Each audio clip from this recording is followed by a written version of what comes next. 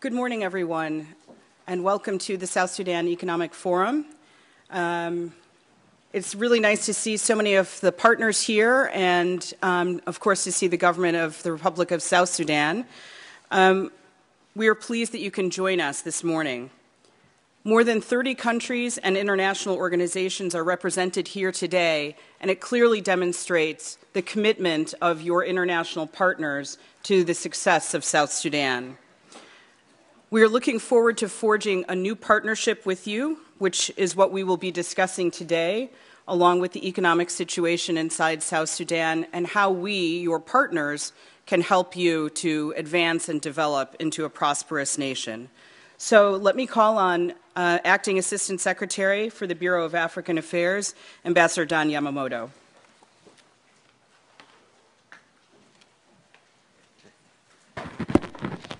I do not like podiums.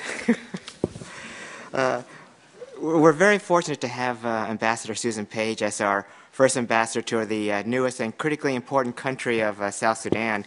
And I'm greatly honored that all of you are able to come here today to the State Department for this very important conference.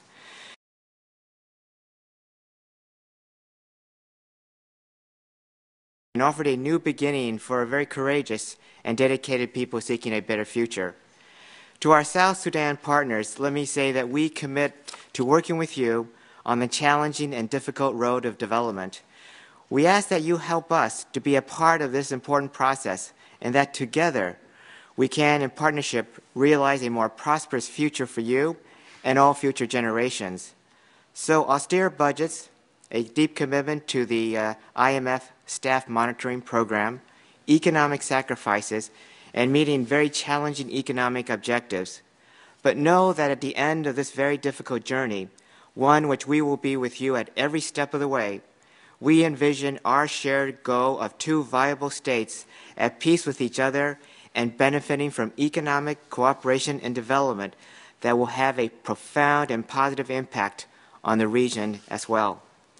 So it is a great honor for me to introduce to you our most experienced and senior diplomat, Ambassador William Burns, our Deputy Secretary of State since July 2011.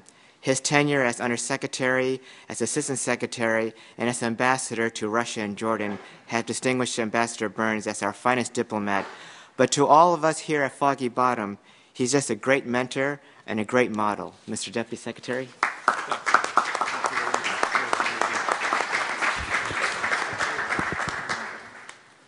Thank you very much, and good morning, everyone. On behalf of Secretary Kerry, a longtime friend of the people of South Sudan and a strong advocate for U.S. leadership and international development, it is my great pleasure to welcome all of you to the Department of State and to this forum. I'm especially pleased to welcome distinguished ministers from the government of the Republic of South Sudan. I had the honor of meeting with the delegation yesterday. We had a very productive conversation about the challenges and opportunities facing South Sudan and the partnership we are building with one another and that South Sudan is building with the international community. We gather here today at a critical crossroads for South Sudan. Behind us are dark and trying times, 4 decades of civil war, religious and racial persecution, untold destruction and loss of life. Our destination is clear, enshrined in the Constitution of the Republic of South Sudan as a united, peaceful, and prosperous society based on justice, equality, respect for human rights, and the rule of law. The question is how to get there. No single path guarantees success, and there are no shortcuts around the enormous obstacles standing in our way. Endemic deficits in health, education, agriculture, infrastructure, and governance, and of course continued tensions with the government of Sudan. But just as the people of South Sudan found their way out of war to independence, they can surely navigate the perilous path from fragility to stability and from poverty to prosperity. And just as friends of South Sudan have been there to provide relief and humanitarian aid in times of conflict and diplomatic support during peace negotiations and the transition to independence, we will remain unwavering partners to South Sudan as it works to reap the dividends of peace. We are encouraged by recent progress in implementing the September 27, 2012 agreements between South Sudan and Sudan, including the resumption of oil production and the expected reopening of the border for trade. These steps will provide a vital boost to the communities on both sides of the border and the governments of both countries. Yet even with these hopeful signs, this young state will face significant adversity in the next phase of its development. And this is why an updated framework of cooperation between South Sudan and its international partners is indispensable. We welcome the government of South Sudan's proposal to use the New Deal for engagement with fragile states as the foundation of a reinvigorated partnership. The New Deal builds on decades of lessons learned about how best to address what matters most to those affected by conflict and fragility around the world. It provides clear goals to strengthen state-society relations. It puts South Sudan in the lead in its own development. And it outlines a set of benchmarks and mutual commitments, more robust economic and political reforms by South Sudan, and more transparent, timely, and targeted international assistance that not only works through host country systems, but strengthens them. The concept of mutual responsibility is vitally important. For international partners, this means not just living up to the principles of the New Deal, but also providing the funding to achieve sustainable results. There are a number of mechanisms through which funding can be channeled, including a partnership fund that will be discussed later today and developed over the coming months. I know many of us are going through tough fiscal and budgetary environments. Our own government released a budget last week that made painful cuts across the board, including in the foreign assistance budget. But we have come too far, invested too much, and worked too hard to walk away from the people of South Sudan at this crucial moment. For the government of South Sudan, a new compact with international partners will not suffice in and of itself. It is also time for a renewed compact with the people of South Sudan that delivers on the promises of a responsive government, an inclusive democracy, human rights, and the rule of law. As we detail our partnership agenda, I urge that we not lose sight of these critical signposts. The independence of South Sudan 21 months ago was an historic and momentous occasion, but we all know it is just the beginning of a long journey to realize the hopes and aspirations of the people of South Sudan. I am confident that if we can each deliver on our respective parts of this bargain, we will see this young nation join the ranks of Africa's rising democratic powers, and that will give great hope to all those who still yearn for the opportunity to write their own future. Thank you very much.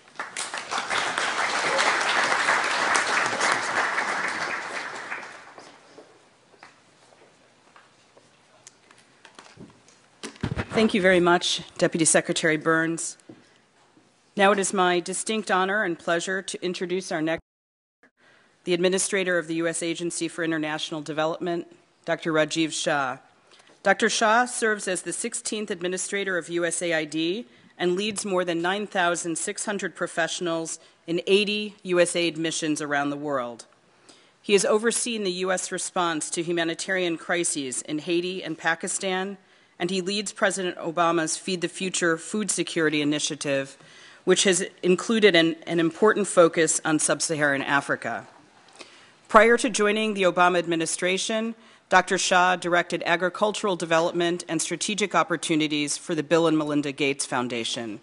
He is a medical doctor, and he and I also have something in common. Go Blue. University of Michigan. Dr. Shah. Thank you. We had a rough week. I know. Hello, good morning, and thank you, Ambassador Page. I was just telling the Ambassador that for those of you that are University of Michigan fans, it was both wonderful to see us in the championship and a little sad to see the result, but thank you. This is basketball. Basketball, yes, yes.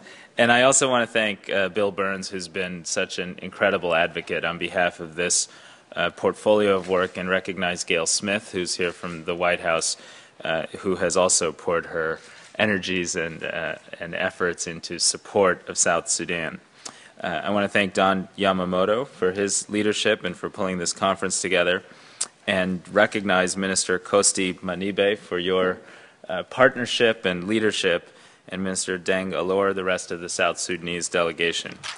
I particularly want to express a gratefulness to our international partners that are here. As Deputy Secretary Burns noted, this compact with the international community and South Sudan, the people and government of South Sudan, is critical to addressing some of the very real challenges that exist today and in crafting a path forward.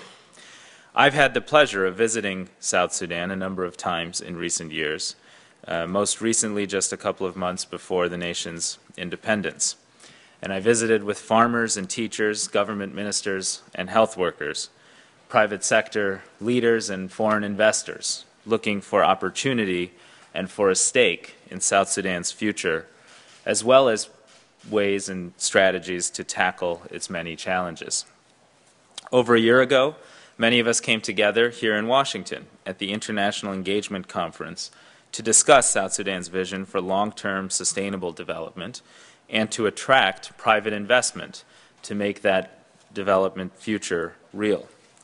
At that time, we collectively made important commitments to build a brighter future for South Sudan. Unfortunately, the optimism and energy that came with South Sudan's peaceful referendum has at times been eclipsed by the many unresolved disputes to the detriment of both the nation's economy and people. Over the last year, in the development area, we have had to lower our sights towards more urgent goals. Instead of discussing education reform, we've had to help teachers stay in school during an austerity budget. Instead of building a frontline community health system, we've turned our focus to making sure existing basic services could continue to be delivered. At the same time, we know that nearly 40% of the South Sudanese will struggle to get enough to eat at some point this very year. Today, South Sudan, a nation where only 4% of arable land is under cultivation, has a food deficit of more than 370,000 metric tons for this year. That's about 1/3 of its total cereal requirement, and this deficit has gone up from 78 million metric tons in 2005, according to the Food and Agriculture Organization. I've seen with my own eyes 200 and 300% increases in agricultural yields where the government has partnered with the international community and private investors to take advantage of South Sudan's opportunity to be a breadbasket for its region. But these types of success stories will be few and far between without a more comprehensive and committed approach. As Secretary Burns noted, now is the time to prepare good policies and consistent communications with the private sector to encourage increased private investment. We've seen important steps in the right direction. Discipline on spending has improved over the past year. South Sudan joined the international financial community and the IMF, and the government passed a landmark land reform policy clarifying how land is acquired, a key ingredient in attracting investment. We hope the legislature will now approve this key barrier to private investment so resources and foreign direct investment can flow. But despite this progress, key pieces of legislation, including bills on media, labor, transparency, and corruption, have not yet passed. It can be tempting, with the foundation in oil production, to have a counterproductive result with respect to development policies. We know that broad-based economic growth requires real focus and investment in human capital and infrastructure, from agriculture to education. We know that many oil-dependent economies can run the risk of lowering, not raising, key human development indicators. And despite the challenges of the past year, we know that if we don't come together to renew this compact, increased investment from the international community, coupled with seeing through the important and courageous policy and public commitments the government has made and is continuing to make, and real private investment from regional investors, we will not achieve success together. We've seen results emerge that give us hope. Last September, we inaugurated the nation's first paved highway, a 192-kilometer road between Juba and Namuli that reduces travel time between these economic hubs by more than 5 hours. 80% of South Sudan's external trade is now delivered on this road, and this road can serve as the basis for a larger network of roads that will allow farmers to more effectively reach markets with their produce and production. But in order for South Sudan to realize this thriving economy, we cannot just focus investments on land. We urgently need to focus more investment on the South Sudanese people. Today, only 16% of women older than 15 are literate.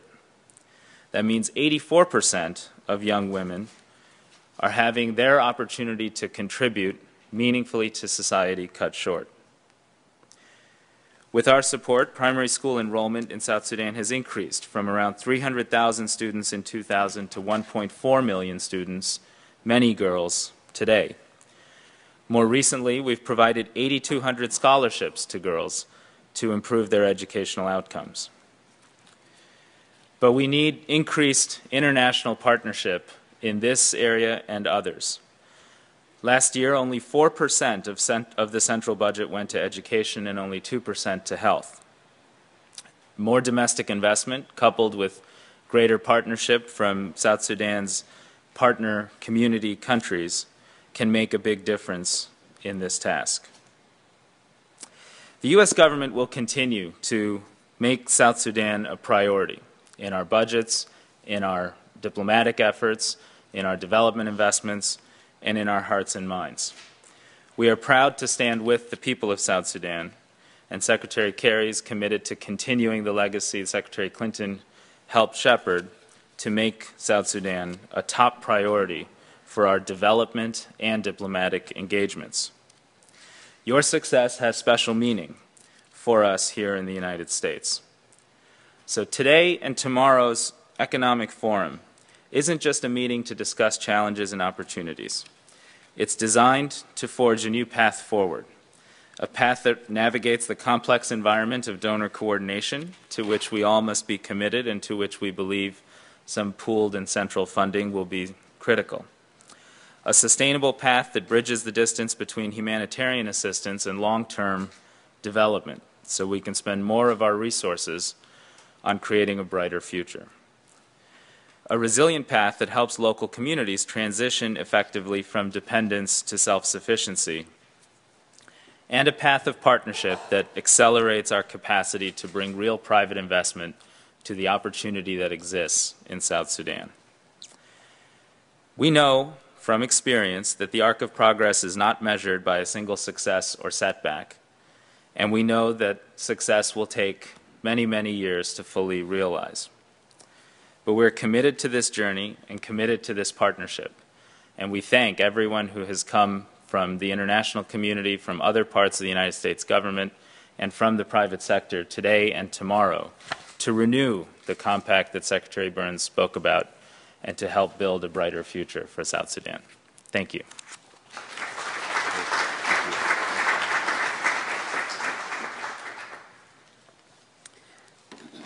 Thank you very much, Dr. Shah.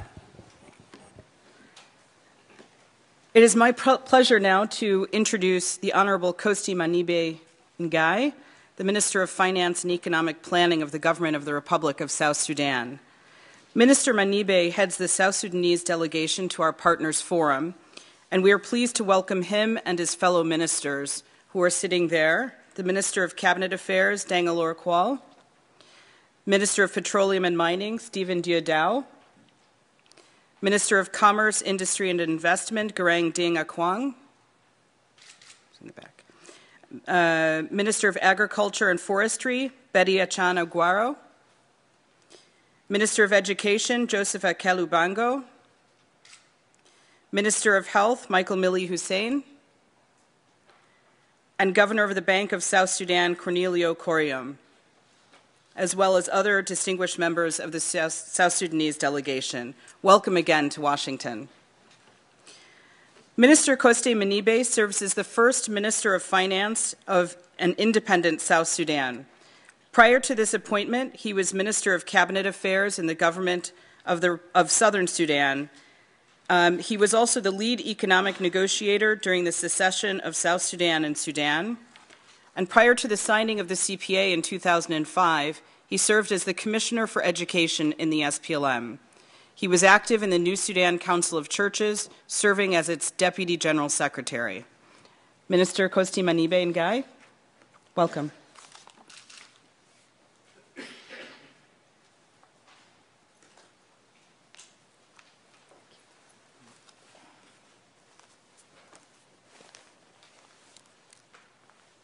See, some have to take their glasses off to read, like me. Some have to put them on to read.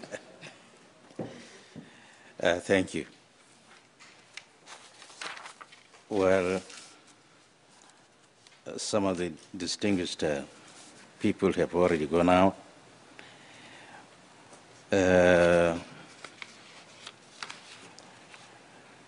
Thank you, Ambassador Page, for welcoming me here. Assistant Secretary Yamamoto and the U.S. Aid Administrator Rajiv Shah, ministers present here, all the envoys, ambassadors, distinguished partners, ladies and gentlemen. I am honored to be with you today and my delegation, and to be able to speak on behalf of our President Salva Kiir Mayardit and the entire government of South Sudan. I understand how you and your colleagues have worked to organize this forum and to create a momentum for South Sudan. We are grateful for this valuable opportunity to be able to tell our story to you today. There is no denying that the first 20 months of independence have been extremely challenging for us in South Sudan, more difficult than we actually anticipated, and certainly more viable than we feared. Severe shocks have disrupted our course. We lost 98% of our government revenues. We stood at the brink of conflict. We suffered severe food crisis and saw arrival of nearly 200,000 refugees, our people who had become refugees in Sudan. Such shocks would have endangered the survival of any young nation like South Sudan. There is no denying that we have made mistakes, many mistakes. I believe we will make many more others in the future, not by design, but just as part of the learning process that nations and human beings ordinarily go through. Yet, the past 20 months have been a testament also to the resilience of the people of South Sudan. Without oil revenue, our nation faced tremendous financial difficulties. Some observers did not expect us to survive. In fact, some even wrote an obituary to end somewhere in July, August last year. However,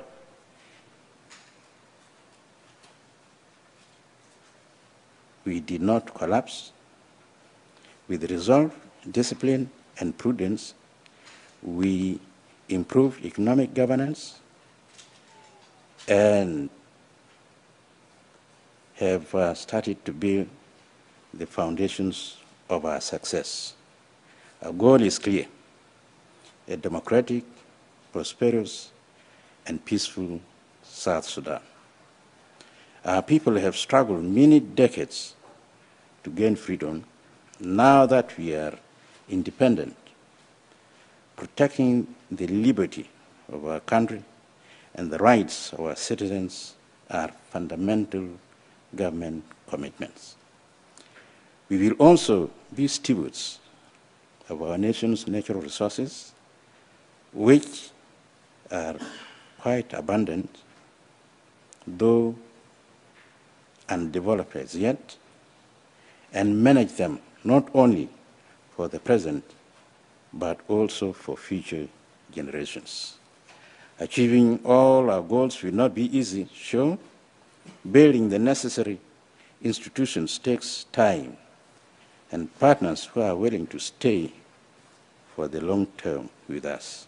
Together with my colleagues, I am delighted to be here today and to begin working with you on a new partnership for South Sudan.